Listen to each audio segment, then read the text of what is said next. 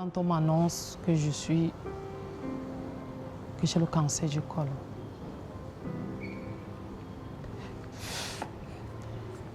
j'ai fondu en larmes. C'était pas facile de l'accepter. C'est vraiment difficile, sans vous mentir. C'est vraiment difficile. Ça n'a pas été facile que je l'accepte comme ça.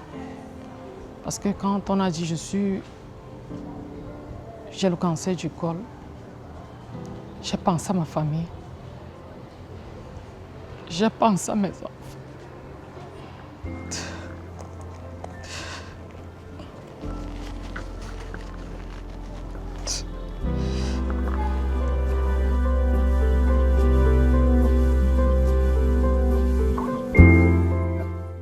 Le combat contre le cancer du col de l'utérus commence souvent loin des hôpitaux, dans les quartiers, au cœur des vies quotidiennes. C'est ici, dans les rues de Yaoundé, que nous rencontrons Gisèle, une femme en rémission qui a accepté de partager son expérience. J'étais malade. Je suis venue à l'hôpital gynéco. Je suis allée voir Christine au CTA. Et quand j'arrive, Christine me demande si j'ai déjà entendu parler qu'il y a une campagne de dépistage du cancer du col de l'utérus. Elle m'a demandé si j'ai déjà fait. Je lui ai dit non, je n'ai jamais fait. Elle m'a dit, ça tombe bien comme tu es là, il faut le faire. Bon. J'avais peur parce que je ne savais pas.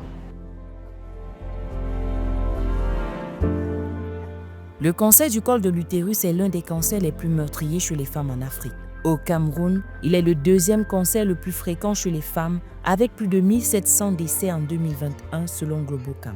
D'après une étude récente, seuls 4% des femmes camerounaises font le test de dépistage du col de l'utérus. Le faible taux de dépistage de cette maladie et l'ignorance des populations ne permettent pas d'avoir des données représentatives nationales au Cameroun et démontrent le problème d'accès aux services de dépistage. Pourtant, détecté tôt, il peut être évité. Face à ce constat, le projet C3UC3 est né, une initiative qui combine la clinique et la communauté pour rapprocher le dépistage des femmes et lever les barrières d'accès. Il a été mis en œuvre dans 2 formations sanitaires, l'hôpital de district de la Cité Verte et l'hôpital gynéco-obstétrique et pédiatrique de Yaoundé.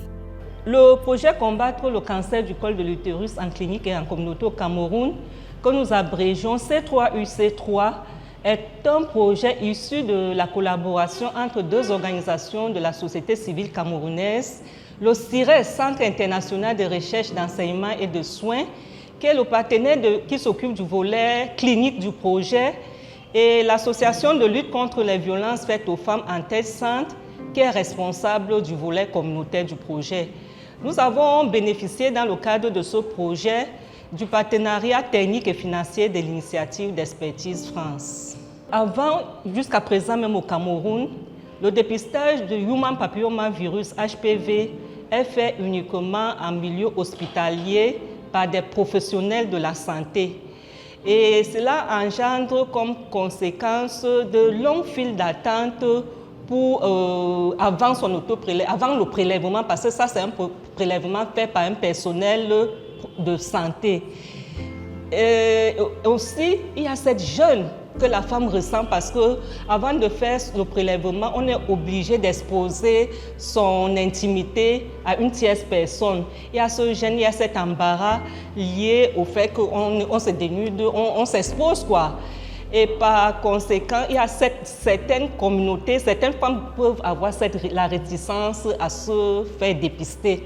La double approche adoptée par le projet C3UC3 s'est matérialisée d'une part par une stratégie communautaire qui est l'information et la sensibilisation et l'adhésion des femmes de la communauté générale, de la population générale du district de santé de la Cité Verte. L'autre stratégie, c'est une stratégie clinique à travers l'information et la sensibilisation et l'adhésion des femmes vivant avec le VIH en âge de procréer. En collaborant avec les agents de santé communautaire en communauté. Le projet a voulu capitaliser la confiance qui existe déjà entre les populations et les agents de santé communautaire. Ces personnes ont été formées par le ministère de la Santé et par d'autres partenaires, par différents partenaires au développement qui font dans la santé, afin qu'elles soient des relais d'information entre elles et la population. Et aussi afin qu'elles offrent les services de santé de proximité.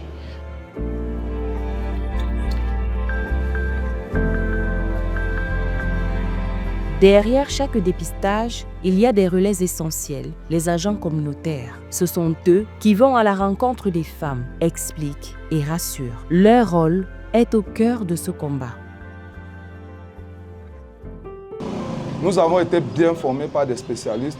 Ça nous a permis de pouvoir présenter la chose de manière profonde. Dans le travail communautaire, il faut être patient. Le bénévolat demande beaucoup de patience parce qu'aujourd'hui, une femme peut te dire non et après un moment, du bouche à oreille, les échos du projet, elles changent radicalement d'avis et elles s'accrochent et à la fin même, elles vous accompagnent dans votre travail, elles partagent l'information pour vous. Une fois le prélèvement réalisé, la science prend le relais.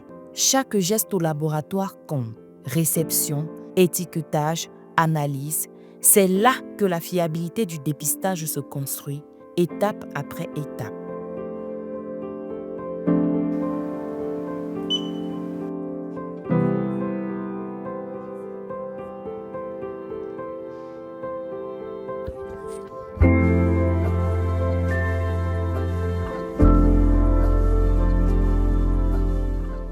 L'innovation s'invite dans la lutte, intelligence artificielle et oncomarqueurs. Ces outils offrent aux soignants une aide précieuse pour mieux décider, plus vite, plus juste. Mais sur le terrain, les défis restent nombreux. Dans la mise en œuvre du projet C3IC3, nous avons utilisé 2 stratégies pour la prise en charge des patients. La première stratégie est la stratégie de l'OMS qui recommande l'utilisation d'un test de biologie moléculaire de haute performance et ensuite d'autres tests de triage. C'est la stratégie qui a été utilisée pour la prise en charge des malades. Et nous avons une deuxième stratégie qui portait sur les tests de recherche, qui étaient des tests innovants, parce que ce sont des tests qui n'ont pas souvent été utilisés dans notre contexte et qui ne sont pas d'ailleurs utilisés pour le diagnostic des lésions précancéreuses jusqu'à aujourd'hui. Parmi ces tests innovants, nous avons les tests de biomarqueurs ou oncomarqueurs de détection et nous avons également l'IA. Parlant des tests de biomarqueurs ou des oncomarqueurs, c'est ce que nous avons ici dans notre plateforme. Ce sont des tests qui permettent la détection de lésions précancéreuses. C'est un test de biologie moléculaire, tout comme le test de PCR, mais qui est basé sur l'ARN. Alors, l'ARN est développé lorsque le virus entre dans le processus de développement des lésions précancéreuses. Ça veut dire que si on en retrouve les oncomarqueurs, ça veut dire que la femme n'est pas seulement porteuse du virus, elle est également en train de développer les lésions précancéreuses. Ce test est un test d'un grand intérêt pour nous. Pourquoi? Parce que nous sommes dans une communauté où on a une forte prévalence du HPV. La prévalence du HPV au Cameroun tourne autour de 36%. Mais nous avons très peu de femmes qui développent les lésions précancéreuses. Qu'est-ce qu'il pourra permettre ce test? Il pourra nous permettre déjà de ne plus avoir des perdus de vue. La femme qui viendra pour son screening, pour son diagnostic, aura directement son résultat, parce que c'est un test qui se fait dans les 24 heures. Le lendemain, elle aura ses résultats. Et dès qu'elle a les résultats, on pourra directement la prendre en charge. Les femmes qui étaient HPV positives étaient invitées pour le test de triage via Vili et l'intelligence artificielle était utilisée au cours de ce test.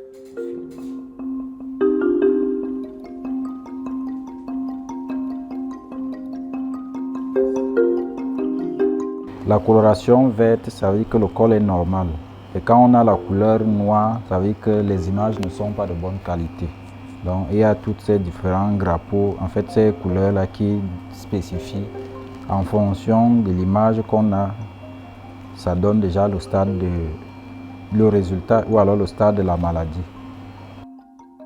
En plus des liaisons précancéreuses, le projet offrait un package de santé sexuelle et reproductive.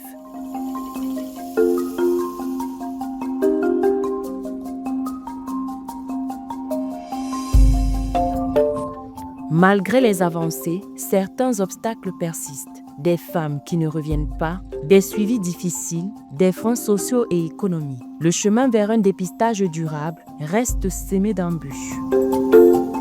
Le premier défi déjà, c'est que les agents communautaires devaient se familiariser avec les outils physiques et numériques de collecte d'informations et de données.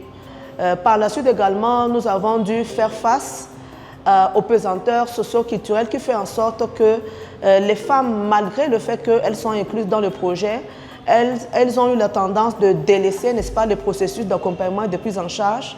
Cela peut être à la fois à cause, n'est-ce pas, des mauvaises influences des familles et des proches, et surtout des mauvaises influences du conjoint qui les obligent à quitter le projet, à délaisser la prise en charge qui a été déjà mise en place pour elles.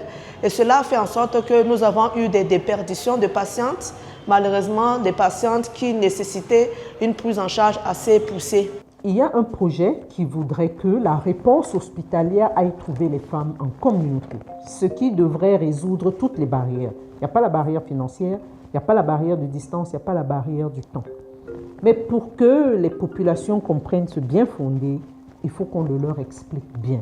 Il faut qu'on les accueille bien, il faut qu'on les réfère bien. Ça signifie qu'à chaque étape, le personnel soignant intervient. De la même manière que les agents communautaires ont pris le projet à bras le corps, se sont impliqués plus que ce que peut-être on leur demandait, et ont donc mobilisé beaucoup de femmes, pas toujours toutes, parce qu'il y a un certain nombre de résistances. Autant le personnel soignant a vraiment fait service minimum en demandant aux femmes, est-ce que vous voulez vous faire dépister? Oui, non, je ne sais pas, et ça s'arrêtait à ça. En parlant avec les patientes, j'ai découvert que beaucoup n'avaient pas reçu leurs résultats. Au projet, nous croyons qu'elles étaient des perdues de vue, c'est-à-dire des personnes qui avaient fui les résultats, alors qu'on ne les avait pas, le personnel soignant ne les avait pas rappelés pour les enrôler dans les étapes suivantes. Et quand j'ai parlé avec le personnel soignant lui-même, c'est là donc que j'ai eu avec eux les informations de désinvolture que je vous rapporte, à savoir, mais oui, mais non, heureusement que cette fois-ci au moins vous nous avez donné de l'argent, parce qu'à chaque fois, c'est seulement aux patients qu'on pense.